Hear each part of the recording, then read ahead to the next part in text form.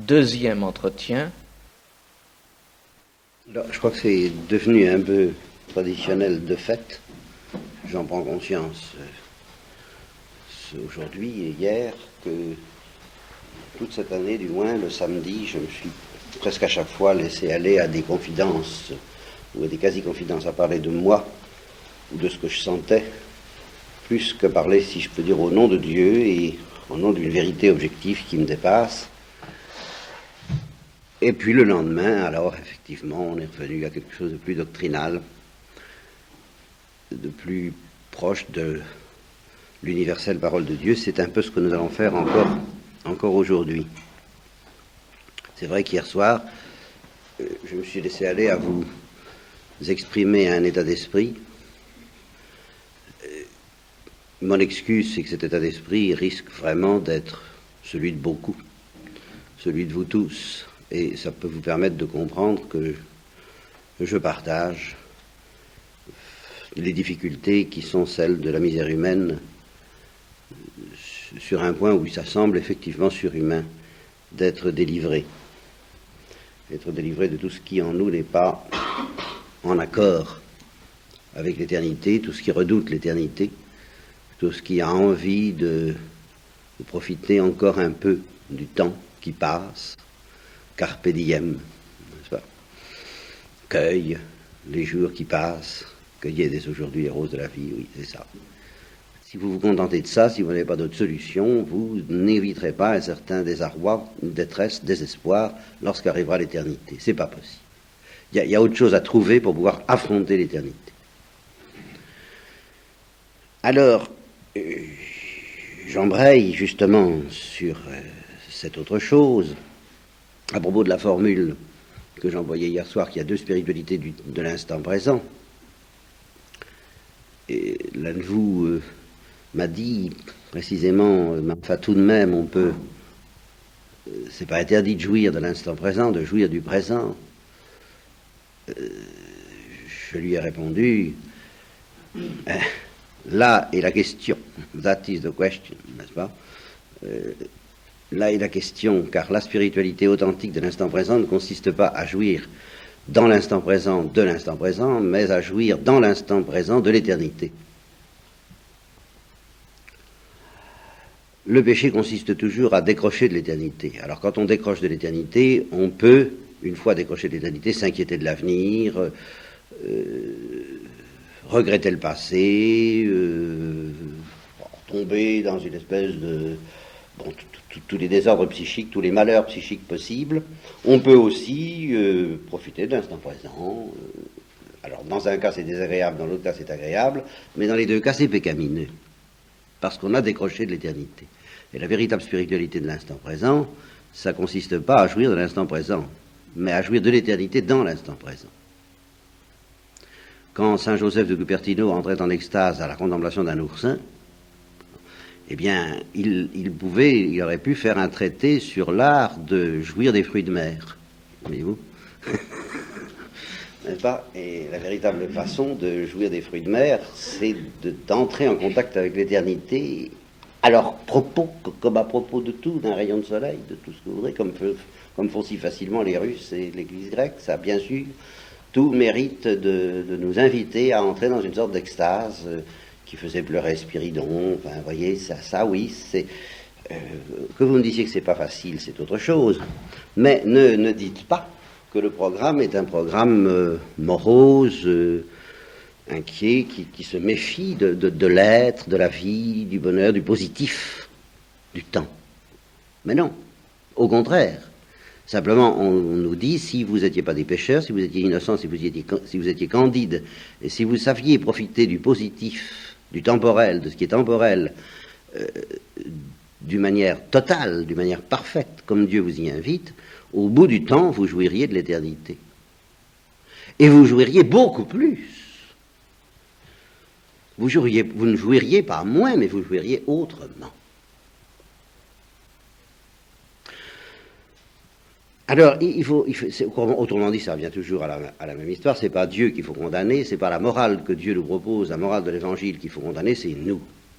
Cette morale est infiniment dilatante, mais nous ne sommes pas dilatés. Et notre malheur, c'est pas d'avoir, c'est pas cette exigence, cette morale qui nous paraît si exigeante. Si elle nous décourage, ce seul découragement authentique, c'est qu'à la lumière de cette morale, nous découvrons ce que nous sommes. Car cette morale est magnifique. Et elle nous propose, je vous le répète, une intensité de joie, une intensité de bonheur bien supérieure à toutes celles que nous pourrons nous payer dans l'existence. Elle n'a qu'un défaut, cette morale, en effet, alors là, ça je le reconnais, oui, c'est qu'elle ne nous est pas accessible. Alors là, oui.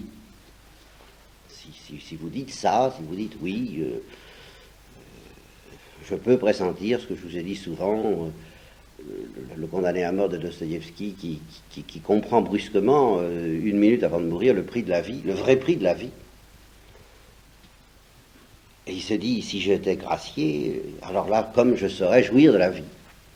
Et il est gracié, et puis, 8 jours après, il ne jouit déjà plus de la vie. Comme il faudrait. C'est-à-dire beaucoup plus, mais autrement. Et je vous ai parlé aussi peut-être de ce pasteur protestant qui fut prisonnier pendant la guerre de 39-45 et qui a raconté ses souvenirs de prison et puis sa libération et qui a été envahi d'une folie de joie quand il a été libéré, telle que il a dit vraiment la nature humaine n'est pas faite pour un tel bonheur, simplement parce qu'il sortait de prison. Bon, ben ça, c'est à ce moment-là qu'il était dans la vérité. C'est à ce moment-là qu'on mesure ce que c'est que de vivre, la joie que c'est. Et seulement ça n'a pas duré, on s'habitue.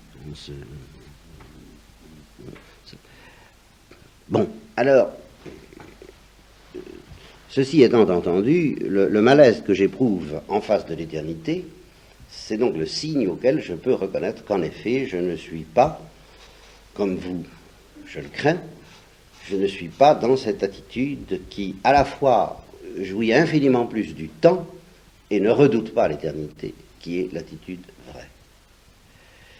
Et du fait que nous n'y sommes pas, nous connaissons à la fois une certaine... l'ennui. L'ennui, il y aurait beaucoup à méditer sur l'ennui. L'ennui et son divertissement, l'érotisme, n'est-ce pas? Il y a eu Alberto Moravia, je crois, qui a écrit un livre que je ne connais pas, mais dont le titre m'a frappé. L'ennui et son divertissement, l'érotisme. Ça en dit long, et ça me permet d'ailleurs une remarque en passant sur aussi un aspect du péché qui n'est pas négligeable. Je vous ai dit, le péché, c'est de décrocher de l'éternité. Ça, c'est le premier péché. C'est le plus excusable, si vous voulez. Il y en a un autre qui est beaucoup plus dangereux, qui revient au fruit défendu dont je vous ai parlé souvent, et qui est de chercher des ersatz d'éternité. Et nous revenons alors à la fascination du plaisir sexuel et à la fascination de bien d'autres choses. Là, c'est vraiment pas le privilège de l'érotisme. Il y a toutes les drogues, il peut y avoir aussi la poésie, il peut y avoir toutes sortes de choses qui nous donnent non pas la véritable éternité, laquelle suppose toujours cette humilité fantastique, cette pauvreté fantastique, cette adoration fantastique sans laquelle il n'est pas de vraie éternité. Et alors justement, essayer de jouir de l'éternité, alors là. Autrement dit, d'oublier le temps, d'oublier la mort, et d'oublier l'éternité elle-même, la vraie. Parce que pendant quelque temps, comme le dit Baudelaire, on connaît l'infini de la jouissance, mais alors ce n'est pas seulement une question d'intensité, c'est une question de profondeur. On goûte quelque chose qui est tel qu'on trouve le moyen d'oublier que ça ne va pas durer toujours. Alors rechercher ça systématiquement, comme le font certains, comme nous sommes quelquefois portés à le faire, alors ça c'est certainement un péché au second degré, un péché nettement plus grave que le premier. Bon, alors, tout ça je l'ai dit déjà, plus ou moins, sous une forme ou sous une autre. Je voudrais vous parler ce matin de quelque chose dont aussi j'ai souvent parlé, mais pas en l'appelant par le nom que je vais vous proposer. En rapport avec ça, bien sûr, je voudrais vous parler de ce qu'on va appeler la souffrance spirituelle. Qu'est-ce que c'est que la souffrance spirituelle? La joie spirituelle, c'est la joie de l'éternité, c'est-à-dire la joie de Dieu, qui est éternelle, bien entendu. Cette joie, nous la possédons dès que nous sommes en état de grâce, nous n'en profitons peut-être pas, mais nous la possédons. Nous ne savons pas la laisser s'épanouir en nous, c'est la plus de toutes les graines, etc. Bon, nous possédons la joie spirituelle, alors, mais qu'est-ce que c'est que la souffrance spirituelle? Et je voudrais vous montrer qu'en effet, il existe une souffrance spirituelle, et que c'est quelque chose à trois dimensions, comme je l'ai souvent dit, comme je vous le rappelais hier soir. C'est quelque chose à trois dimensions par rapport à la souffrance tout court. Les souffrances physiques les plus intenses et les plus affolantes ne possèdent pas, à elles seules, de soi, tant qu'elles ne sont pas spirituelles, justement, ne possèdent pas cette dimension caractéristique de la souffrance spirituelle et que j'ai évoquée hier soir. Quand vous avez cessé d'être en ordre, quand vous avez cessé d'être humble, quand vous avez cessé d'adorer, et je vous dirai, si j'ai le temps, ce matin ou ce soir, que si les réflexions que je vous propose sont complexes à certains égards, elles simplifient beaucoup, je vous dis ça en passant, elles simplifient beaucoup un problème sur lequel on se casse les méninges en vain, à mon avis. C'est pas de cette manière-là qu'il faudrait le prendre, à savoir comment convaincre des incroyants, par exemple, comment discuter ou disputer avec les incroyants à propos de l'existence de Dieu. Alors ça, ce problème, moi, je vous le règle très simplement en 2 temps et 3 mouvements, en vous disant, tout le monde croit à l'existence de Dieu. Il n'y a pas d'exception. Alors, pour répondre à toutes les objections, à toutes les questions que ça poserait, je vais jusqu'au bout. Le vrai problème, c'est quelle thérapeutique, quelle maïotique pouvons-nous offrir à ceux qui ne savent pas qu'ils croient en Dieu, pour qu'ils découvrent qu'ils y croient. Car dans l'inconscient spirituel, ce que j'appelle l'inconscient spirituel, tout le monde sait que Dieu existe. Je ne sais même pas une question. C'est pas la foi, tout le monde n'a pas la foi. Ça, bien entendu, tout le monde n'a pas la foi théologale. Mais tout le monde sait que Dieu existe. Tout le monde sait que l'éternité existe. Et ça, c'est une réponse à l'objection que je m'étais faite hier soir à propos de ce que je vous ai dit hier soir. Je m'étais un peu emmêlé les pinceaux à propos de cette objection que certains pourraient me dire, mais enfin, l'éternité, ceux qui croient au néant, ils n'ont pas peur de l'éternité, puisque n'existant plus, il n'y a plus rien, il y a... Bon, alors on pourrait causer beaucoup là-dessus, dire qu'il y a une éternité de néant, qu'une éternité de néant c'est déjà une éternité. Je reconnais que sa réponse serait plutôt faible, et je préfère dire, au fond, tout le monde sait qu'il y a une éternité. Simplement, on ne veut pas le savoir, et quelquefois on ne peut pas le savoir qu'on le sait, je veux dire. On ne peut pas rejoindre cette région suprêmement profonde de notre être qui sait. Voilà. Ça, c'est une chose dont je suis de plus en plus convaincu. Et c'est particulièrement net chez les persécuteurs. Les persécuteurs, c'est eux-mêmes surtout et avant tout qu'ils persécutent, et dont ils veulent se débarrasser. Il y a au fond de leur être une région qui sait. Et quand les bourreaux d'Auschwitz, justement, disaient au père Cobb, ne nous regarde pas ainsi, ils témoignaient par là même qu'au fond d'eux-mêmes, ils savaient. Seulement, ils ne voulaient pas savoir. Ah ben ça, d'accord. Et la psychologie humaine est telle que nous avons des moyens de ne pas savoir, car il y a même des choses que nous avons envie de savoir et que nous ne savons pas. Nous voudrions bien savoir que Dieu est présent au fond de nous-mêmes, et nous ne le savons pas, nous le savons mal, nous avons beaucoup de mal à rejoindre cela. Nous qui sommes en principe de bonne volonté à l'égard de cette vérité, nous avons bien du mal à rejoindre les profondeurs de l'inconscient spirituel. Alors ceux qui n'ont pas envie, vous pensez, si, je dirais, en toute bonne foi, ils sont rigoureusement convaincus qu'il n'y a pas de vérité, qu'on ne peut rien savoir, ou que Dieu n'existe pas, enfin, tantôt l'un, tantôt l'autre, et ça même devrait nous mettre la puce à l'oreille, c'est la facilité avec laquelle ceux qui refusent de savoir qu'ils savent se promènent dans un kaléidoscope d'opinions qui varie facilement d'un jour à l'autre quand ils ne se rigidifient pas autour d'une doctrine catéchistique du genre de la doctrine marxiste. Bon, donc ma conviction c'est que tout le monde sait que Dieu existe, tout le monde sait que l'éternité existe, et devant un incroyant qui me ferait des objections, le vrai problème pour moi c'est comment le mettre au monde. Et comment mettre au monde quelqu'un qui n'a peut-être pas du tout envie qu'on le mette au monde. Ici intervient la parabole de la caverne de Platon. N'est-ce pas ? Celui qui est sorti de la caverne, celui qui est venu au monde et qui a découvert le monde de la lumière et qui vient apporter aux prisonniers la bonne nouvelle qu'il y a une lumière au fond de leur être, au fond de leur cœur, risque de rencontrer une résistance furieuse et une persécution. Pourquoi est-ce que le persécuteur persécute? Mais parce qu'il est en péril de savoir. Donc il ne persécuterait pas, il lui fait. Si vraiment le persécuteur était vraiment convaincu que Dieu n'existe pas, il ne persécuterait pas.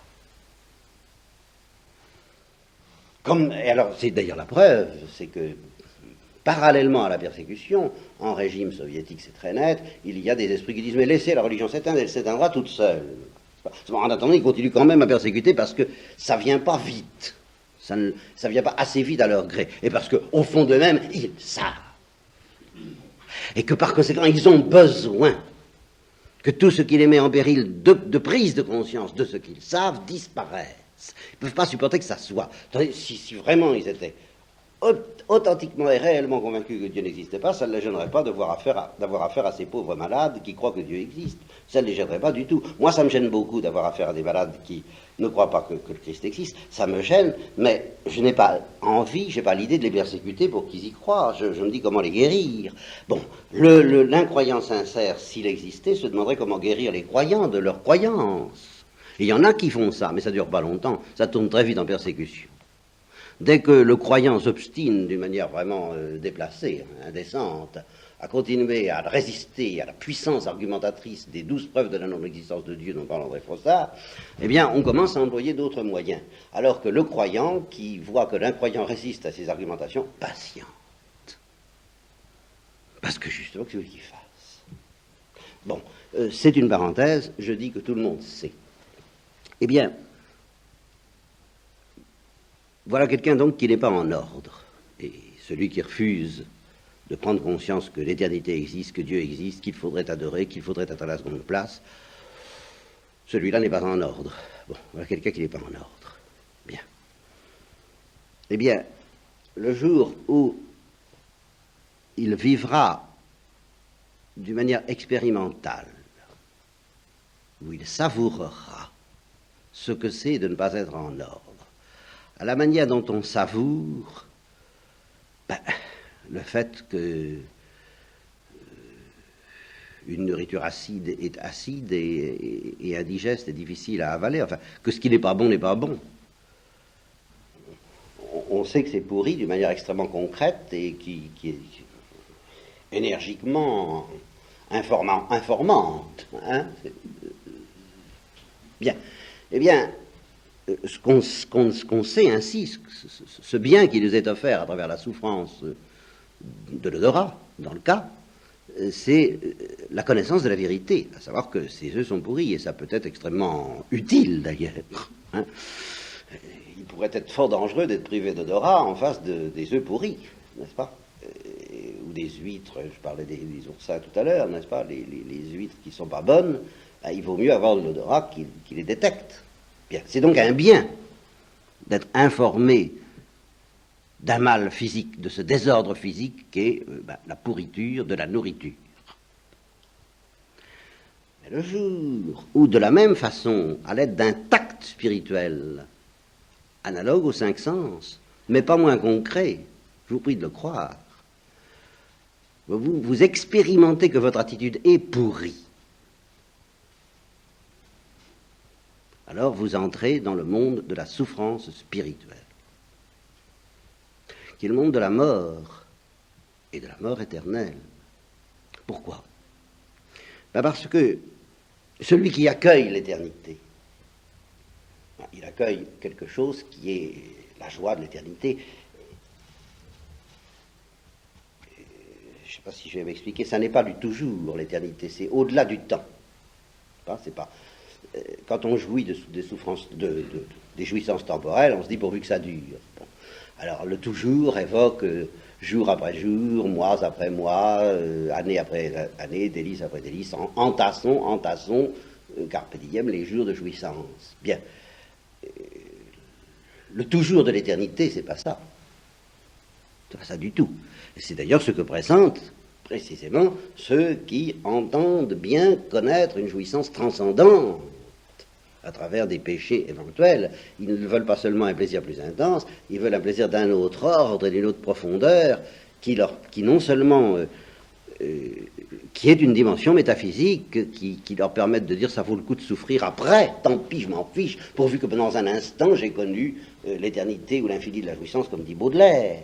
Bon, eh bien, ça qui est mensonger de la part de tout paradis artificiel et de tout ce qui est humain, ça devient vrai de l'éternité divine. C'est au-delà du temps. Ça n'est pas quelque chose qui, toujours, au sens qu'on entasse des jours de plaisir, c'est en un instant, qui d'ailleurs en effet dure toujours, mais qu'est-ce que ça veut dire? Ça, c'est sans avant et après. Voilà, il n'y a pas d'avant ni d'après dans l'éternité de Dieu.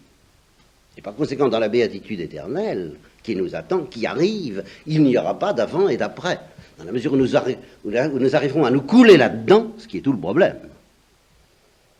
Il y aura un avant et un après au plan où je vous cause en ce moment et qui continuera, car nous continuerons à être hommes et à causer, au moins quand nous aurons retrouvé nos corps glorieux. Hein, il y aura tout le temps des cercles métaphysiques, théologiques, qui seront, seulement ce seront en même temps des chorales. Vous comprenez, il n'y aura pas cette séparation triste entre la musique et la danse, et la parole. La théologie sera danse et musique et tout à l'avenir. Aucune parole ne sera dépouillée de cette dimension fantastique que donne l'accompagnement musical. Tout sera à la fois chant, mais en même temps jugement. Il y aura des affirmations, peut-être même des négations, j'en sais rien, n'est-ce pas? Des négations constructives, des négations métaphysiques. Enfin, il y aura une théologie perpétuelle, alors celle-là, perpétuelle, avec peut-être un calendrier, moi je sais, des fêtes, des cycles, un rythme, une danse, tout ce que vous voudrez, un immense concert du corps mystique dans lequel chacun, en association avec les anges, on jouera chacun à sa petite place, son petit air de flûte, et ce sera toujours nouveau et toujours... évidemment, un génie, un seul et unique génie dirigé par le Christ avec des milliards d'exécutants eux-mêmes doués du même génie, ça c'est constamment créateur. Alors pour la créativité, on craint personne. Là. Alors là, ce sera constamment, on sera en pleine créativité ininterrompue. Mais ça, ce sera le plan du centuple. Ce sera le plan le plus banal. Ou plutôt, non, qui ne sera pas banal, parce que pour Dieu, rien n'est banal. Mais ce sera le plan de surcroît. Tout le reste vous sera donné par surcroît. Ce sera le surcroît. Au-delà de tout ça, dominant tout cela, n'éteignant pas tout cela, mais au contraire le soutenant et lui donnant sa véritable saveur, il y aura quelque chose dans lequel il n'y a pas d'avant et d'après, et qui est vraiment l'éternité divine. Et la joie de l'éternité divine, une joie qui est au-delà du temps. Et quand j'ai dit justement, vous voyez, le malheur de notre condition humaine, et mon malheur, quand je vous ai dit je redoute l'arrivée de cette éternité, c'est exactement comme si je disais, je ne peux pas le nier, je redoute l'arrivée de la joie. Vous voyez, je sens l'éternité arriver, ben j'ai peur, ben oui, je sens la joie arriver, j'ai peur, la joie, la vraie joie, cette joie impitoyable qui écarte tout mensonge, mais qui n'écarte pas tout ce qui est temporel et pauvre et humble et vrai, mais qui écarte tous les mensonges, et en particulier ce mensonge de la manière mensongère dont je prétends encore malgré tout jouir de l'existence. Voyez-vous? Oui, alors ça, balayé. Mais la joie, et les joies, il n'est pas question que ce soit éteint. Eh bien, il n'y aura donc pas d'avant et d'après. Mais voilà quelqu'un qui n'est pas en ordre par rapport à l'éternité et qui expérimente ce que ça veut dire. C'est-à-dire qui expérimente qu'il ne peut pas entrer là-dedans. Il ne peut pas. Parce que tout son être s'est construit en opposition à ça. Vous voyez, c'est pour ça que je vous disais attention à l'obstination avec laquelle nous nous cramponnerions à une autre philosophie, à une autre perspective. Je vous ai dit, tout le monde sait que Dieu existe, mais tout le monde sait, mais si on ne veut pas le savoir, et qu'on se cramponne à une idéologie, à une conception de la vie qui n'est pas celle-là, croyant ou incroyant, par exemple, on va tout de même bien profiter du temps qui passe. Bon, rien que ça. Si on se cramponne à ça, lorsque l'éternité arrive, ça ne peut pas marcher. C'est incompatible. Et nous sommes construits là-dedans. C'est pour ça que je vous dis que je sens une certaine angoisse, c'est parce que malgré tout, je sens que je ne peux pas abandonner ça comme ça. Il ne suffit pas que je dise, c'est faux, puis ça va m'être enlevé. Non, ça ne m'est pas enlevé. Je continue à m'accrocher quand même un peu par toutes sortes de pseudopodes, n'est-ce pas, tentaculaires, à toutes sortes de choses que je n'ai pas envie de lâcher. Quand on énumère, quand on se dit, oui, perdre ceci, perdre cela, la mort fait perdre tout. Et la mort, c'est-à-dire l'éternité. C'est pas la mort événement humain. Parce qu'après tout, la mort événement humain, ça fait perdre rien du tout, puisque c'est un événement humain. On est encore, ça fait perdre ceci ou cela, mais pas tout. C'est l'éternité qui fait perdre tout. Absolument tout.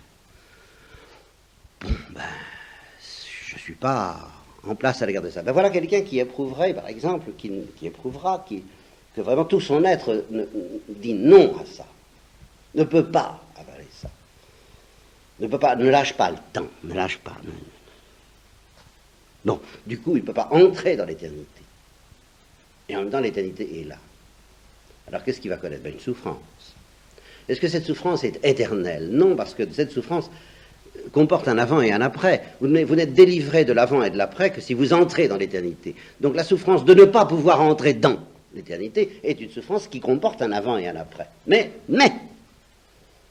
et c'est là ce qui est terrifiant, c'est là où je vous parle en somme de l'enfer, en ce moment, cette souffrance de ne pas pouvoir entrer dans l'éternité n'est pas éternelle, au sens, parce que Dieu seul est éternel, mais elle est éternelle à l'envers, et par conséquent, elle est sempiternelle. C'est-à-dire que c'est irrémédiable. Voilà ce qu'on savoure, que quelque chose d'irrémédiable nous empêche irrémédiablement d'entrer dans une éternité irrémédiable. Voilà ce que j'appelle la souffrance spirituelle. Un mur, une prison dont je ne peux pas sortir, il n'y a rien à faire. Et pour toujours. Alors là, oui, pour toujours. De soi pour toujours. C'est immuable. Parce que c'est un axe pris par mon être et par ma liberté, et ça ne peut plus être bougé. Je ne peux pas me renier, et Dieu ne peut pas se renier, et, on peut pas, et alors ça ne peut pas entrer l'un dans l'autre. Bon. Eh bien, je vous dis ça précisément à la veille de la messe des rameaux, pour reprendre un thème que j'ai maintes et maintes fois développé, et que je ne prétends pas renouveler aujourd'hui, mais qui me paraît tout à fait... c'est le jour d'en parler. Vous voyez, le Christ a connu des souffrances physiques, bien sûr. Mais toutes ces souffrances physiques reposaient sur une souffrance spirituelle. Et la souffrance spirituelle du Christ, c'est la souffrance spirituelle des damnés. C'est ça, le calice qu'il a voulu boire. Il a expérimenté. Alors, vous voyez, c'est comme quelqu'un qui serait en bonne santé et qui accepterait d'expérimenter la saveur de la pourriture. Tout en étant au fond lui-même, dans ce que j'appellerais maintenant son inconscient, si vous voulez. Alors là, j'ai pas le temps de développer l'objection qu'on peut me faire que si Christ avait la vision face à face, comment parler d'inconscient? Peut-on dire que la vision face à face est inconsciente? Je répondrai rapidement que la vision face à face dans le Christ se situait en ce temps-là, au temps de sa vie mortelle, dans une région qui pour nous est inconsciente, l'inconscient spirituel. Et même si nous essayons quand Dieu nous donne la perception de sa présence, par des grâces de raison éventuellement, ou de son absence, par également des grâces de raison, ça se situe à un plan moins profond que ce niveau ultime où réside dans notre âme la Trinité quand nous sommes en état de grâce. Ça, notre conscience n'est jamais au niveau de ça. Elle est toujours plus cutanée, plus superficielle que la région ultimement spirituelle, métaphysique et du sanctuaire de la Trinité en nous. Ce sanctuaire de la Trinité en nous, je dirais, il est foncièrement inconscient. Eh bien, c'est à ce niveau-là, qui tout de même est supraconscient, que se situe la vision face à face. Donc, elle n'empêchait pas la conscience superficielle de la psychologie humaine du Christ, eh bien, d'être autre chose que ça. De ne pas... Et tant qu'il n'y avait pas ce que les théologiens appellent la redundantia gloriae, tant que la vision face à face ne rejaillissait pas au niveau de la conscience dont je vous parle, avec laquelle je vous parle en ce moment, la conscience qui bouge en vous quand vous êtes dans la joie de retrouver quelqu'un, ou quand vous êtes dans la peine de le perdre, et même la conscience qui joue quand vous êtes dans la joie de sentir Dieu présent à l'oraison ou au tabernacle, ou quand vous souffrez de le sentir absent, c'est encore à un niveau très cutané tout ça.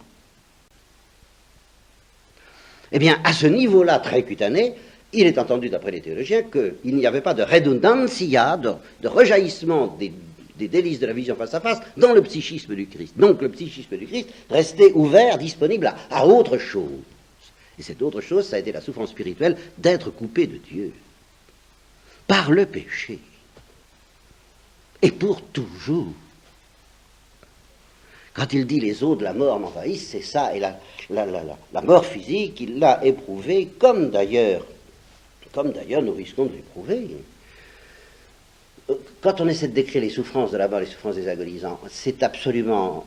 ça défie toute description, parce que il y a les dimensions observables qui sont physiques, mais il y a des dimensions qui vont bien plus loin, qui sont métaphysiques, et dans lesquelles la déréliction, être abandonné, être seul. La preuve, enfin, encore que un petit exemple, je donne ça.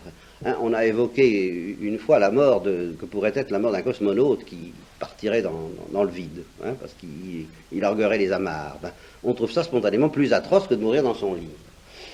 Bon, à un raisonnement court, on dirait, ben, quoi, c'est pareil. Ben, en profondeur métaphysique, c'est pas pareil parce que, justement, on perçoit l'idée d'un homme perdu dans le vide, n'est-ce pas, la déréliction, la solitude, en face de l'infini, est plus perceptible à ce moment-là. Bon, eh bien, je dis que le Christ a subi la mort avec le maximum de densité spirituelle, de déréliction, de vide, d'anéantissement, qui est celui de Caïn. J'en reviens toujours à ça. L'agonie du Christ, c'est l'agonie de Caïn. C'est l'agonie de tous ces pécheurs dont parle Spiridon, qui eux, justement, découvrent, eux, pécheurs qui ont droit à l'enfer, découvrent le ciel, mais c'est l'admirable échange, qu'est-ce qui est toujours pareil. Jésus, lui, qui a droit au ciel, découvre l'enfer, et quand il dit qu'il a appris à obéir, c'est qu'il a appris à accepter cette saveur de l'enfer par obéissance. C'est ça le calice du Christ, la coupe du Christ. C'est ça dont nous allons célébrer le mémorial tout à l'heure, d'une manière particulièrement solennelle, le jour des rameaux. La croix, c'est ça quand même. Alors, ça ne veut pas dire, au contraire, que... Là, je brûle des étapes parce que il faudrait s'attarder sur ce mystère du Christ lui-même. Mais je pense à nous en face du Christ. Eh bien, nous en face du Christ, on aura beau, supposons que le Christ nous demande de boire son calice à notre mesure, ça peut arriver. Thérèse de l'Enfant Jésus a été invitée à ça de manière très particulière. Bon, je suis sûr que la Sainte Vierge a connu cela aussi à sa manière, qu'il demande à ses privilégiés de le suivre dans cette région de l'enfer, des souffrances de l'enfer, de connaître les souffrances de l'enfer. Je suis sûr qu'il le demande. N'empêche qu'au total, laissons de côté les privilégiés, dont nous reparlerons un jour si vous voulez, n'est-ce pas? Bon, au total, la contemplation que l'Église nous propose à propos du Christ en croix, c'est bien la contemplation de l'admirable échange. C'est-à-dire qu'elle nous dit, regarde, il subit ton enfer et il t'offre son ciel. Donc profites-en du ciel. Profite de l'éternité. La porte est ouverte. Bien sûr que si tu étais abandonné, si tu n'avais pas le Sauveur, tu serais enfermé dans ta prison, dans la prison de ton orgueil, dans la prison de ton durcissement, dans la prison de ta crispation autour du temps, de ton refus de te laisser dissoudre dans l'éternité. Bien sûr, s'il n'y avait pas le Sauveur, tu connaîtrais cette souffrance de l'enfer. Mais tu n'es pas invité à savourer, pour le moment du moins, tu n'es pas de taille, toute la profondeur, la hauteur, la largeur des souffrances de l'enfer. Non, tu es invité au contraire à les quitter, les souffrances de l'enfer, mais en mesurant le prix que ça a coûté à Jésus, ton Sauveur, et qui est que lui, justement, il a quitté les joies du ciel pour se plonger dans les souffrances de l'enfer, dans tes souffrances. Il a porté nos souffrances, ce sont nos fautes, dont il a subi la saveur. Nos fautes, nous en avons la réalité. Le Christ en a la saveur. Et le ciel, nous en avons aussi la réalité, mais guère. Et si nous prions, si nous croyons, si nous supplions, si nous communions, alors nous sera donné la réalité et la saveur du ciel. Oh, bien entendu, mêlée à la saveur de l'enfer, parce que tout de même, ça ne peut pas se faire sans douleur. Notre libération, vous trouvez très normal que quand on vous arrache une dent douloureuse, ça peut pas se faire comme ça. Il y a des anesthésiques, bien entendu, mais enfin, il y a la douleur de la piqûre, enfin, on veut quand même, bon, ne rien sentir du tout, jamais. Enfin, quand même, il faut bien s'apercevoir de quelque chose quand on est libéré. Et quand il s'agit justement d'être libéré d'une chose affreuse, pour connaître, s'il fallait passer de l'état de gravataire, de paralytique, à l'état d'homme qui peut voler, on accepterait de souffrir. Ce qu'il faut souffrir pour l'intervention chirurgicale. On accepterait avec plus ou moins de mal, mais enfin, on accepterait en principe sans discuter. On ne discuterait pas. On dirait, j'y arrive pas, c'est dur, oh là là, ça fait mal. Mais enfin, on serait partant. Eh bien, il s'agit d'une libération de ce genre. Et le plus dur de ce que cette libération coûte, le plus dur, justement, Jésus nous invite à le contempler en lui. Le plus dur, c'est lui qui l'a supporté. C'est pas nous. Quelles que soient les difficultés et les souffrances de notre mise au monde, de la mise au monde de notre visage éternel, le mot éternel prend toute sa force, la mise au monde du visage qui n'a pas peur de l'éternité, la mise au monde du visage qui jouit de l'éternité à chaque instant, quelles que soient les souffrances de cette mise au monde, contemplons à la messe des rameaux que ce n'est rien. Parce qu'au-delà des clous, de la couronne d'épines, de la flagellation, qui est déjà pas mal, hein, qui est déjà pas mal, ce qui peut aider la sensibilité, mais enfin on pourra toujours dire, comme certains esprits sceptiques, chagrins et aigris, après tout, il aurait pu souffrir plus longtemps, il y a des souffrances physiques pires, peut-être. Mais pour ce qui est de connaître l'enfer, personne, autant que Jésus-Christ, ne peut dire je sais mieux que toi ce que c'est. Personne, et pas même, et surtout pas les plus grands pécheurs, et pas même Satan. Après Dieu, Jésus-Christ est le seul qui sait vraiment ce que c'est que l'enfer. Et c'est ce prix qu'il a payé pour nous délivrer et pour nous introduire dans cette joie éternelle dont notre grand malheur est d'en avoir peur, de la redouter, de la fuir, de l'esquiver, de la remettre à plus tard, alors que nous serions délivrés tous si nous la laissions vraiment entrer.